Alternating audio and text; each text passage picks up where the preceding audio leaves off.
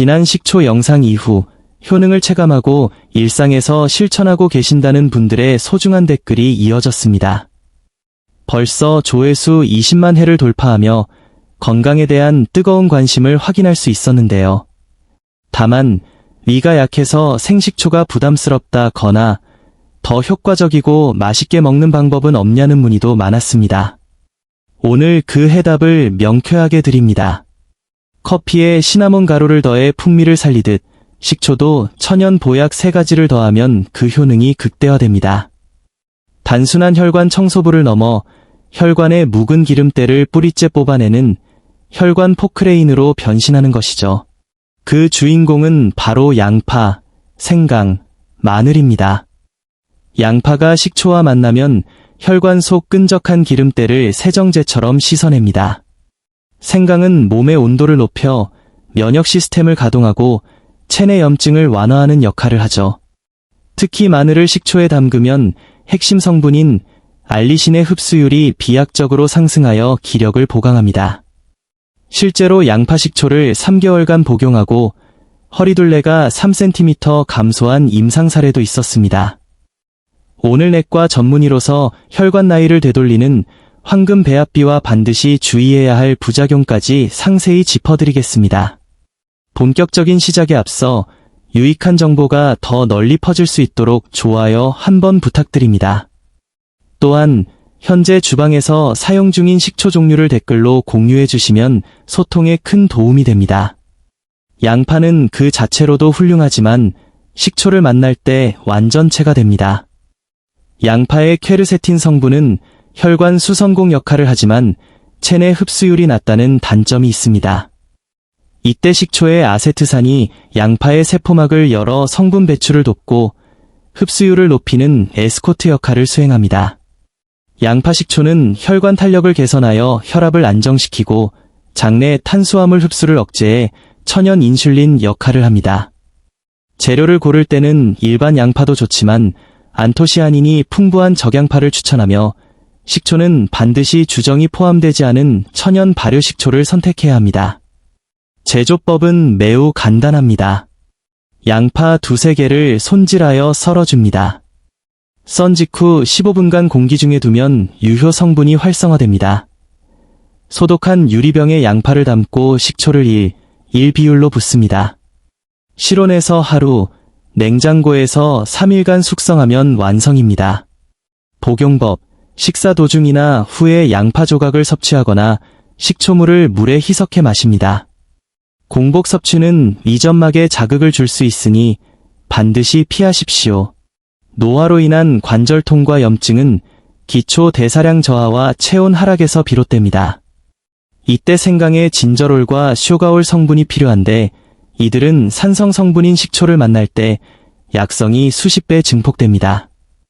생강 식초는 혈액순환을 촉진해 수족냉증을 개선하고 만성염증을 다스리는 천연 상비약이 됩니다. 재료 선택 시 껍질이 얇고 향이 강한 생강을 고르되 썩은 부분이 있다면 사프롤이라는 독성이 발생하므로 미련 없이 버려야 합니다. 식초와 생강의 비율은 3:1 정도가 적당하며 일주일 숙성 후 섭취하십시오. 몸에 열이 많거나 위염이 있는 분들은 아주 소량부터 시작해 적은 기간을 거치는 것이 중요합니다. 마늘의 알리신 성분은 강력한 혈관 확장제이자 천연 정력제입니다.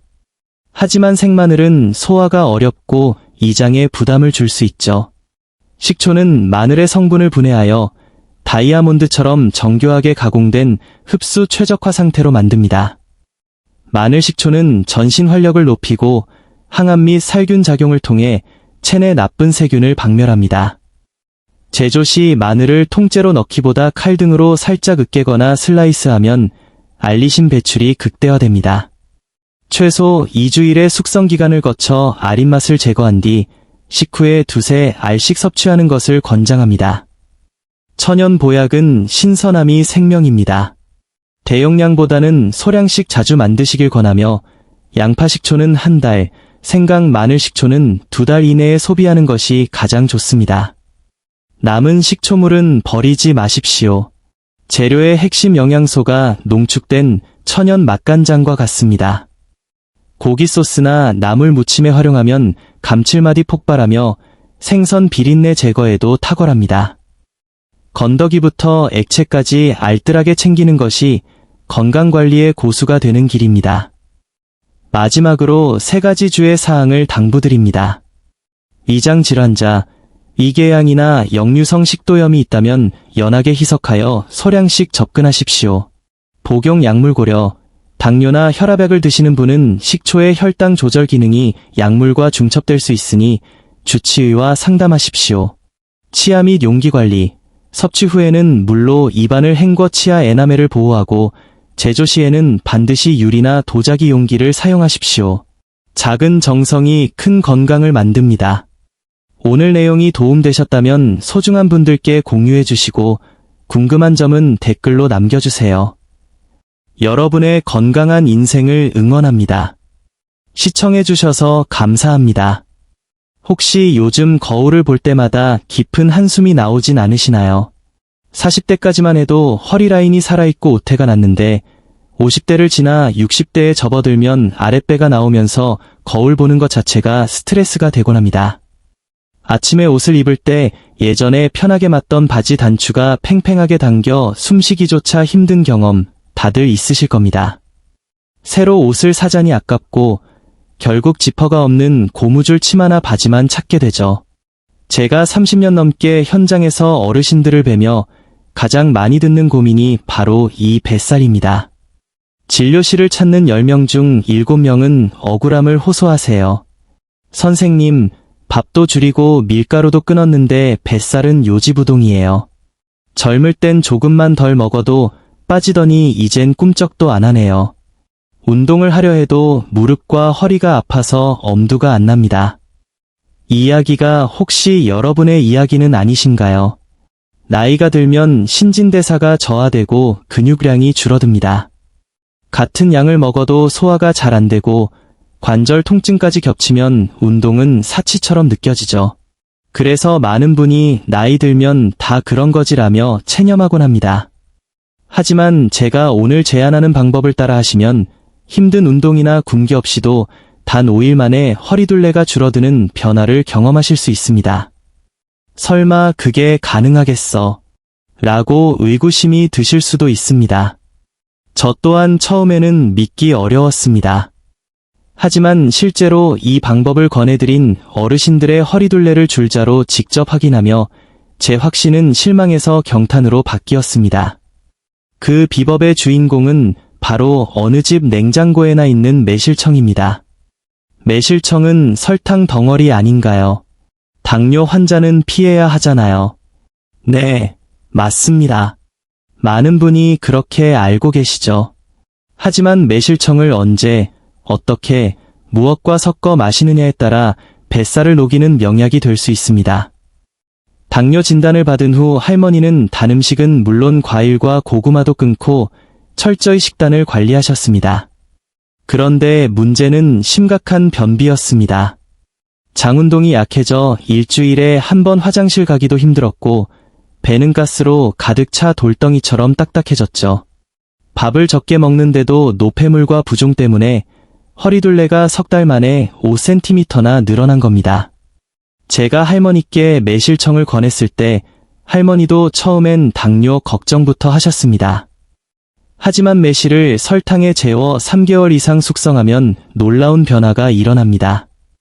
매실의 구연산과 사과산이 설탕과 결합해 단순당을 분해하고 발효 과정을 거치게 됩니다. 백설탕이 전혀 다른 성질의 물질로 변하는 것이죠. 적정량을 희석해 마시면 혈당에 미치는 영향은 적으면서도 구연산이 장운동을 촉진해 변비 해결에 큰 도움을 줍니다. 박 할머니께 매실청과 함께 어떤 비법 재료를 처방해 드렸더니 일주일 만에 화장실 고민을 해결하고 허리둘레가 3cm나 줄어드셨습니다.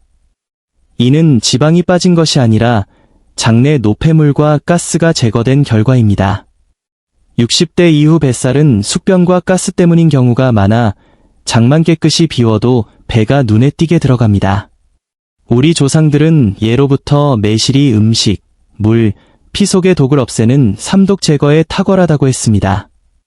동의보감에도 갈증을 해소하고 설사를 멈추며 오장육부의 기운을 돋운다고 기록되어 있죠. 과거 어머니들이 여름철마다 매실청을 담갔던 이유는 경험적으로 매실이 소화를 돕고 몸을 가볍게 한다는 것을 알았기 때문입니다. 중요한 점은 조상들이 매실을 단독으로 쓰지 않고 생강, 계피, 들기름 등과 곁들여 시너지 효과를 노렸다는 것입니다. 저는 오늘 그 전통적 지혜를 현대과학의 관점에서 정리해 드리겠습니다. 매실의 핵심 성분인 구연산은 장 근육을 자극해 연동 운동을 돕고 유해균을 억제하며 신진대사를 촉진해 에너지를 효율적으로 태워줍니다. 매실청 플러스 들기름, 강력 추천 소주잔 3분의 1 분량의 매실청에 들기름 1숟가락을 섞어 아침 공복에 드세요.